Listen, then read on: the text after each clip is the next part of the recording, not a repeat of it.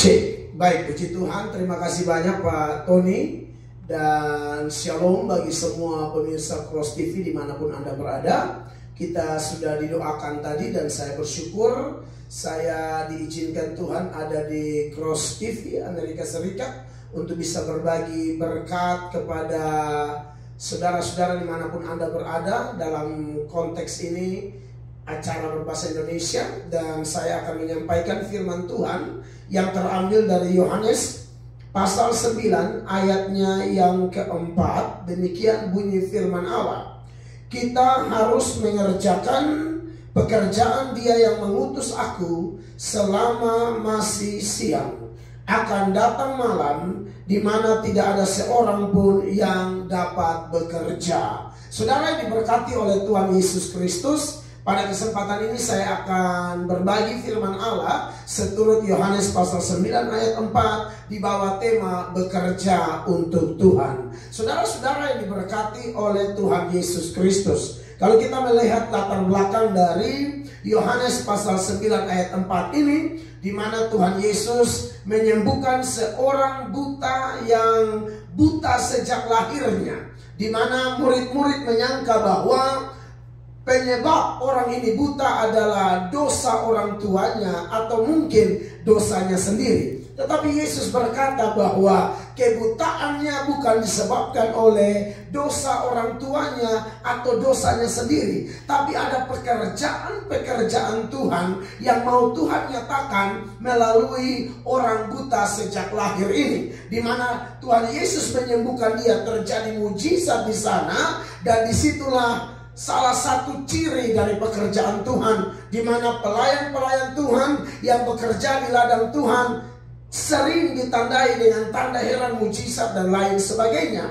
Dan kemudian Tuhan Yesus mengingatkan Petrus dan kawan-kawan untuk bekerja bagi Tuhan. Saudara-saudara yang diberkati oleh Tuhan Yesus Kristus, urusan bekerja bagi Tuhan ini adalah sesuatu yang sangat serius bagi setiap orang percaya. Tidak peduli Anda ada di bangsa mana, Anda berada di sinode gereja apa, yang saya tahu bahwa di dalam Tuhan Yesus kita keluarga dan kita punya beban yang sama, kita punya tugas yang sama. Tuhan memberikan yang namanya The Great Commission, amanat agung. Itu bukan hanya untuk rohaniwan, nabi, rasul, evangelis, pendeta atau gembala-gembala, tapi semua orang percaya dimanapun Anda berada. Kita harus bekerja untuk Tuhan selagi masih siang, karena ayat ini berkata akan datang malam di mana tidak ada seorang pun dapat bekerja. Amanat agung yang tercatat dalam Matius pasal 28 ayat 19 dan ayat 20, ketika Tuhan Yesus berkata, pergi jadikan semua bangsa muridku dan baptislah mereka dalam nama Bapa, dalam nama Anak dan dalam nama Roh Kudus. Lalu Yesus bilang, ajarkanlah mereka melakukan segala sesuatu yang kuajarkan kepadamu. Dari begitu banyak yang Tuhan Yesus ajarkan kepada murid-murid, salah satu yang Yesus ajarkan yang harus diajarkan kepada jemaat atau orang Kristen secara universal adalah memberitakan Injil.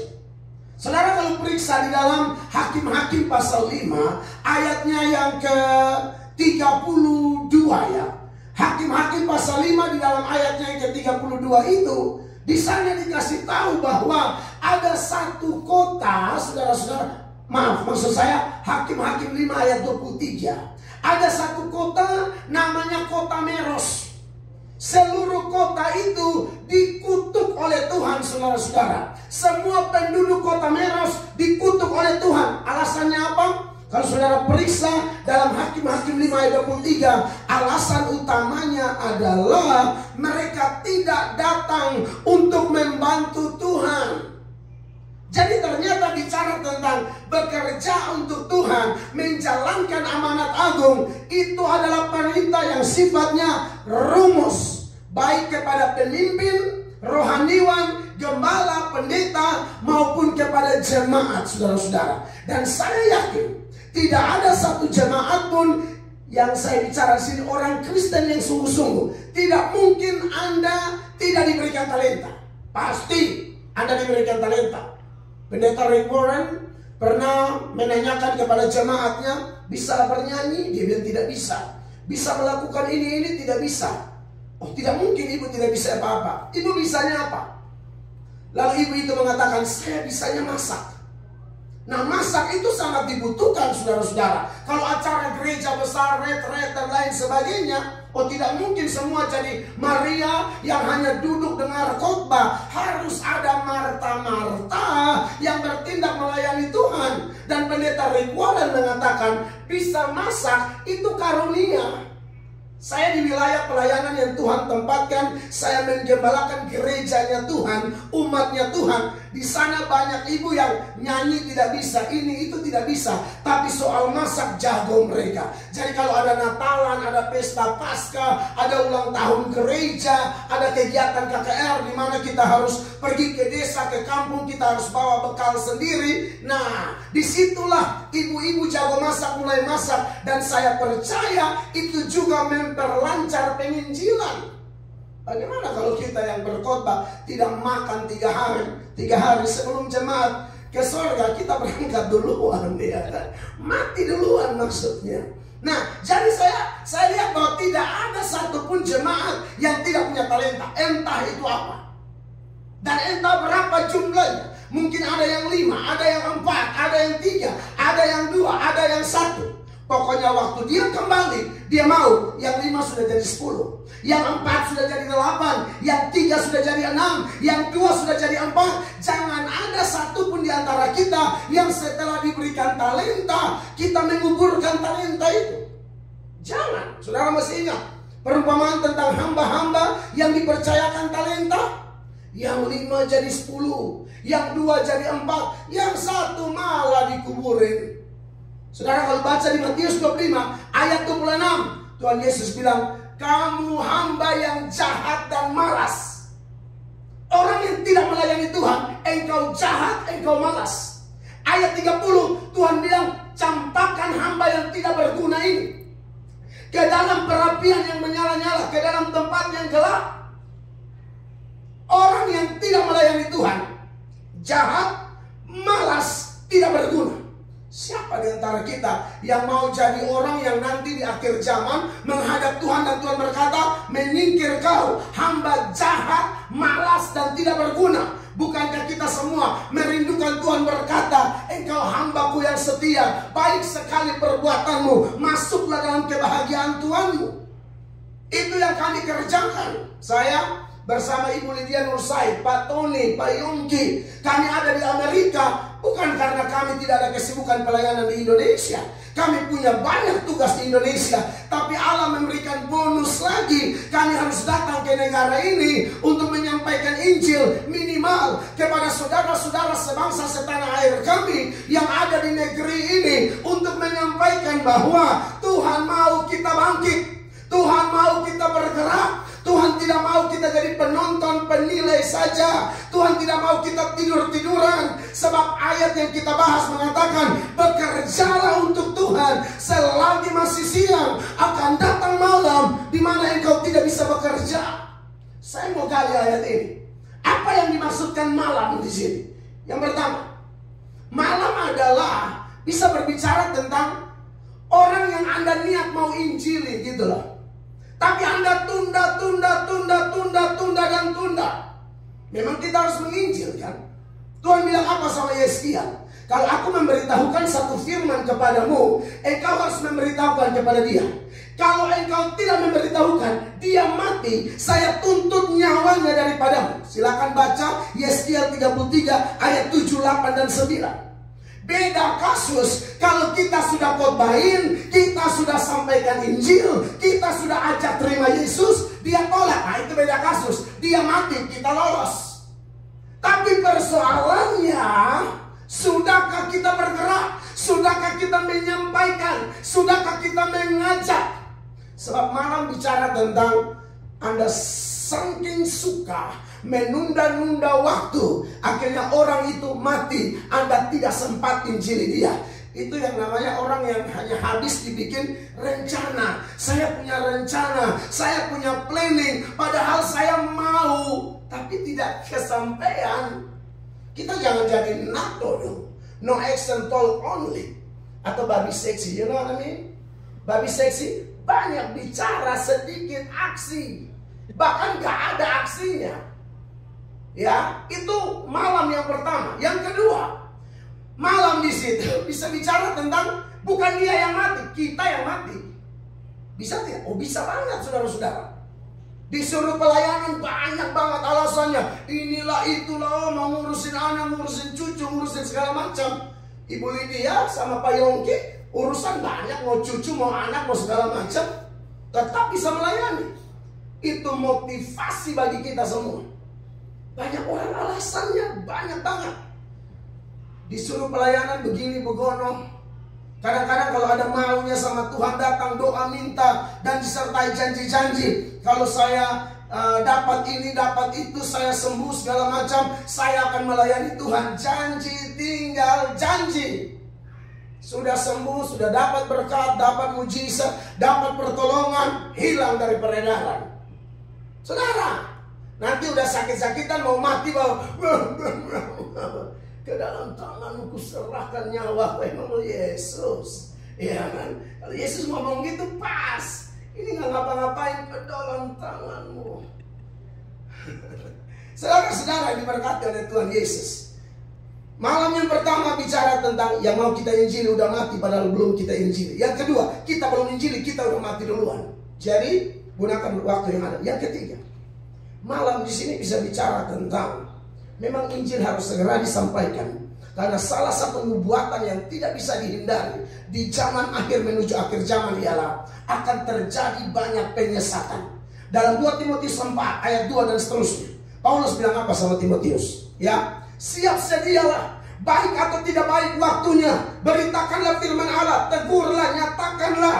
Tegur yang salah, nyatakan yang salah, sampaikan kebenaran. Kenapa? Akan datang waktunya orang tidak lagi mendengarkan ajaran yang sehat. Orang tidak lagi mendengarkan Injil yang sejati. Orang hanya mau mendengarkan satu khotbah kalau dipenuhi dengan lelucon. Iman tidak bertumbuh dari lelucon. Iman bertumbuh dari pendengaran. Dan pendengaran akan firman Kristus seturut Roma 10 ayat 17. Tapi saudara lihat, gereja di mana-mana, kita orang Indonesia sama-sama tahulah. Saya tidak anti lelucon, saya tidak anti lucu. Sepanjang lucunya, leluconnya pas-pas dan membuat orang mengerti poin khotbah yang disampaikan sehingga orang pulang dapat sesuatu. Saya bertobat dari kebiasaan itu. Saya salah satu pengkhotbah yang lucu banget kalau khotbah, khusus dalam konteks daerah saya di NTT.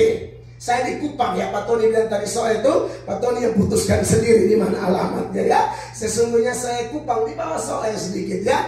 Tuhan mengampuni Pak Tony. Nah, saudara-saudara yang diberkati oleh Tuhan Yesus Kristus ya. Jadi saya lucu banget gitu loh, khotbah bahasa dialek NTT kan di mana-mana. Orang Jakarta kalau dialek Jakarta pendengarnya juga orang Jakarta, waduh itu enak banget tuh. Orang Ambon, khotbah Ambon dan seterusnya. Tapi satu saat yang buat saya terpukul. Saya KKR, ada banyak ibu-ibu datang. Salah satu ibunya pulang, suaminya nggak datang. Ibunya pulang, suaminya tanya, tadi khotbah apa? Si pendeta merah atau khotbah apa? Kata ibu itu. Pokoknya saya nggak tahu dia ngomong apa, tapi lucu banget.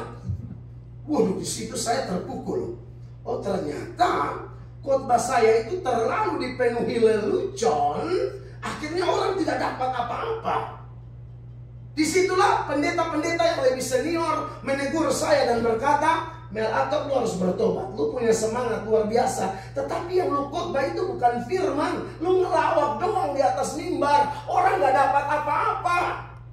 Maka dari itu, saudara yang diberkati oleh Tuhan Yesus Kristus, akhirnya saya memutuskan untuk berhenti dari kebiasaan lelucon atau hal-hal yang tidak berkenan. Saya betul-betul mau menyampaikan firman. Karena saya ingat 2 Timotius 4 itu ayat 2, ayat 3 dan ayat 4.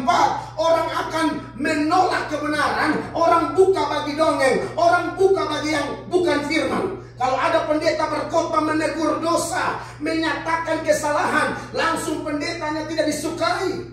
Maka diberkatilah semua Bapak Ibu jemaat dimanapun Anda berada. Kalau Anda berkata, Tuhan tegur aku Tuhan. Sebab 2 Timotius 3 ayat 16 itu adalah firman Allah yang disertai dengan manfaatnya. Manfaat firman Allah apa sih? 2 Timotius 3 ayat 16 berbunyi begini. Segala tulisan yang diilhamkan Allah memang bermanfaat untuk mengajar, untuk menyatakan kesalahan, untuk memperbaiki kelakuan, dan untuk mendidik orang dalam kebenaran. Ayat 17 dia bilang apa? Supaya semua manusia kepunyaan Allah dilengkapi dengan segala perbuatan baik. Nah, saudara-saudara, bagaimana kalau kita hanya mau dengar khotbah yang enak aja, mujizat, yang enak-enak, Tuhan angkat, amin, amin. Tapi Tuhan bukan hanya angkat. Salah, Alkitab berkata, barang siapa ku kasih, ku tegur, tidak dengar, ku hajar. Jadi zaman akhir menuju akhir zaman, orang akan mengumpulkan guru-guru palsu untuk mendengar apa yang mereka mau saja. Tetapi anak-anak Tuhan dimanapun Anda berada, ingat, firman itu mengajar. Mengajar itu bicara tentang Allah. Siapa Allah, bagaimana sifatnya, bagaimana kehendaknya, bagaimana maunya. Setelah kita belajar, di situ kita tahu salah kita di mana. Raja Daud ketika bersinah berusaha menyembunyikan. Datanglah Nabi Nathan. Nabi Nathan menyatakan kesalahannya. Di situ Raja Daud bertobat. Karena setelah kesalahan kita dinyatakan, Alkitab berkata dia akan memperbaiki kelakuan kita. Saya Pendeta Melato dari Cross TV Amerika Serikat. Saya berharap dimanapun Anda berada, sejauh acara ini bisa dijangkau, kiranya Roh Kudus mencapai hatimu. Roh Kudus bekerja dengan dahsyat dan luar biasa, dan biar melalui kita banyak orang diselamatkan. Bersatu gereja Tuhan, bangkit gereja Tuhan. Ku tak pandang dari gereja mana, asal kau berdiri atas firman-Nya, aku berdiri atas firman-Nya. Kaulah saudaraku, kaulah saudariku, dalam kesatuan hati seturut Mazmur 133. Alkitab berkata, kesanalah berkat-berkat kuperintahkan. Saat gereja Tuhan bersatu, bukan kita yang kejar berkat, haleluya, tapi berkat yang mengejar kita. Sekalipun ada tantangan, persoalan, omongan, gosip, segala macam, tetapi kita lebih daripada pemenang. Kita bukan tipe orang percaya takut bayangan, sebab Allah yang beserta kita adalah Allah yang hidup. Dia berkata, ketahuilah, aku menyertai engkau sampai kesudahan zaman. God bless you all. Saya kembalikan kepada Bapak Tony. God bless. Puji nama Tuhan luar biasa.